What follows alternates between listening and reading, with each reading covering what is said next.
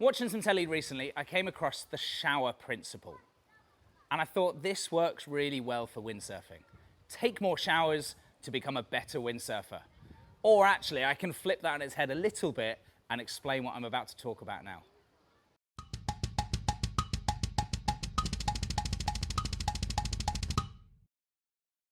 So the shower principle is the idea that when you switch your brain off and stop thinking about problems, solutions start to come to you.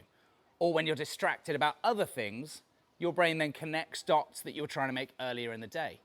The general idea, of course, you're in the shower, you're washing your hair, and something goes, oh, that's what I needed to do, that's the connection I didn't make. Now let's use carve gybing as the example, because there's so many of us out there trying to improve and develop our carve gybes. Now that doesn't matter if you've never landed one before, you're just trying to make the first one dry, you're trying to get a bit more speed, trying to plane out, or trying to get some more consistency and fluidity.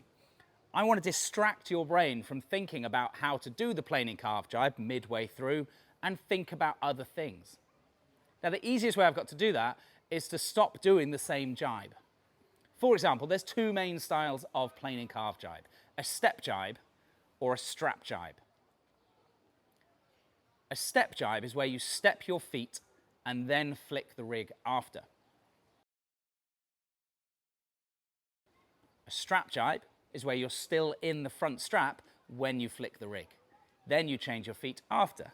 So you step then gybe, or you're in the strap when you gybe, hence step and strap.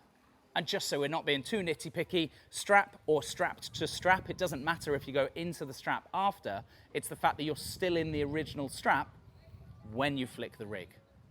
And to be really clear on that definition, I'm going to show a few on screen while I'm explaining it now. Now, probably watching this, you're focusing in on one of those two. And one of them, you're like, yeah, that's the gybe I'm doing. That's the one I'm trying to improve on. My advice right now is try the other one.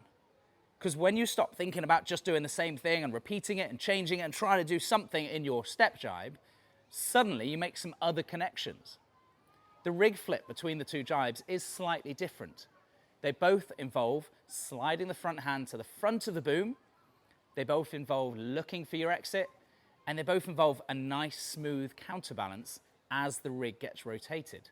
But it's a slightly different axis or movement the sail's making because you're still in the foot strap or not, depending on which one you're doing.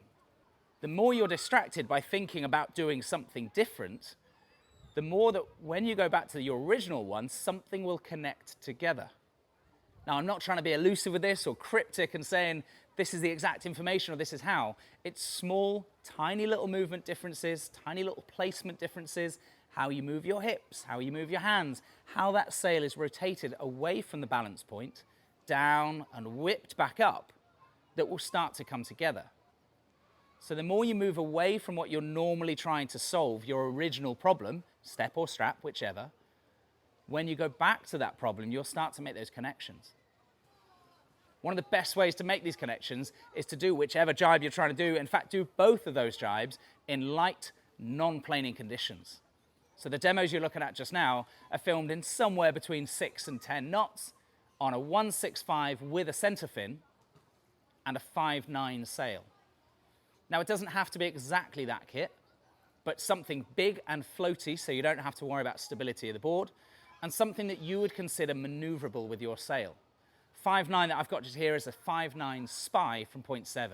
It's very light, it's very maneuverable, it's easy in my hand, so a 5.9 is very nice. If your 5.9 feels heavy, go something smaller. It really doesn't matter. And that kind of links together quite nicely. You're practicing your planing step gybe time and time again. Do something different. Go out in non-planing conditions. As I filmed this just now, I've just come to the end of one of my coaching clinics here in Vasiliki. We had 5 days with the same 8 students, and we got 3.5-ish days of planing wins out of the 5. Not bad. Obviously, we'd have hoped for more, but that doesn't matter because 8 out of 8 of those students wanted planing conditions. 8 out of 8 of those students learnt more in the lighter winds, the non-planing conditions. They really started to connect what I'm talking about. The sail movements, the balance point, the sliding of the front hand, the boom shaka we call it.